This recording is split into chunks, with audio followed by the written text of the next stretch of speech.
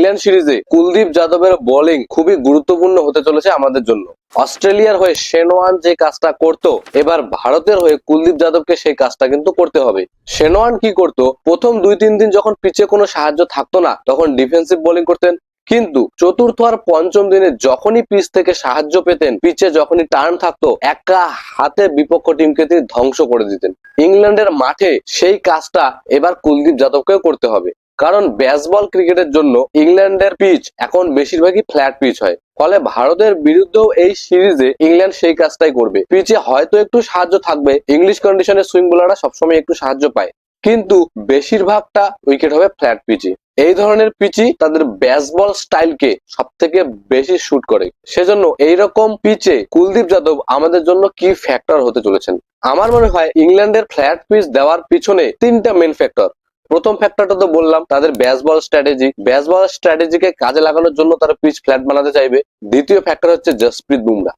England চাইবে না জসপ্রীত বুমরাহকে তার অনুকূল পরিবেশ দিয়ে খাল কেটে কুমির ডেকে আনতে। আর তৃতীয় ফ্যাক্টর হচ্ছে বর্তমানে ইংল্যান্ডে ব্যবহার হয় ডিউক বল। এই বল 20 ওভারের পরে আর সুইং হয় না। ফলে অ্যাজ এ ব্যাটার প্রথম 20-25 ওভার যদি আপনি খেলে বের করে দিতে পারেন, বাকি 60 ওভার তখন আপনার ইচ্ছা মতো আপনি ব্যাটিং করবেন। বল যখনই সুইং হওয়া বন্ধ হয় তারপরে পিচ একদম ফ্ল্যাট পিচ। সেই ফ্ল্যাট কন্ডিশনে সেই রকম বোলারদের খুবই দরকার যারা পিচকে নালিফাই করতে পারে। হোয়াইট বল স্কিল যে সমস্ত বোলারদের বেশি আছে তারা সেই ফ্ল্যাট কন্ডিশনে বেশি এফেক্টিভ হবে। আর এজন্যই কুলদীপ যাদব সেই ফ্ল্যাট কন্ডিশনে খুবই গুরুত্বপূর্ণ হবেন আমাদের জন্য। প্লাস এই ইংলিশ টিমের যে ব্যাটাররা তারা লেগ স্পিনের বিরুদ্ধে খুবই খারাপ, হাত থেকে তারা কুলদীপ যাদবকে পড়তেই পারেন না। এই WTC ফাইনাল দেখুন, চতুর্থ দিন এমনকি তৃতীয় দিনেও নাথান লায়ন কিন্তু বল টার্ন পাচ্ছিলেন এবং চতুর্থ দিনে তো বল অনেকটা টার্ন করছিল। এরকম সেম পিচ এই পুরো সিরিজটাতেই দেওয়া হবে। ফাইনালটা যেখানে খেলা হয়েছিল লর্ডস, সেখানে আছে ভারতের তৃতীয় টেস্ট। সেই টেস্টে কুলদীপ যাদব তৃতীয় এবং চতুর্থ দিনে, পঞ্চম দিন যদি খেলা যায় তাহলে সেই পঞ্চম দিনে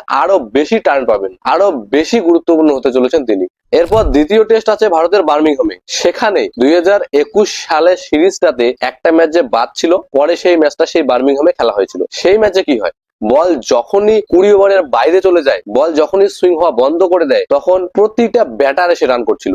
ভারতের ক্ষেত্রে ঋষভ পন্থ এই কাজটা করেন, 111 বলে 146 রান করেন। আর ইংল্যান্ডের হয়ে এই কাজটা করেন জনি বেয়ারস্টো। ইংল্যান্ডকে ভারত 83 রানে 5টা উইকেট ফেলে দিয়েছিল, কিন্তু সেখানে জনি বেয়ারস্টো এসে একদম পিটানি শুরু করেন।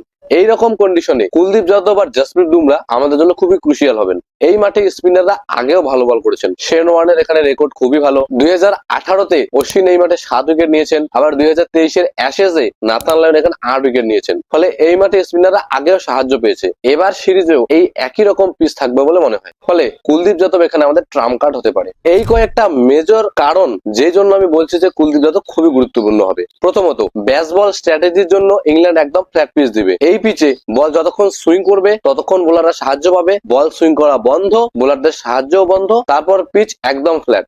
এই ফ্ল্যাট পিচে সেই সমস্ত বোলাররা ভালো বল করবে যাদের হোয়াইট বল স্কিল ভালো আছে, এবং কুলদীপ যাদবের হোয়াইট বল স্কিল নিয়ে তো কোনো প্রশ্নই নেই।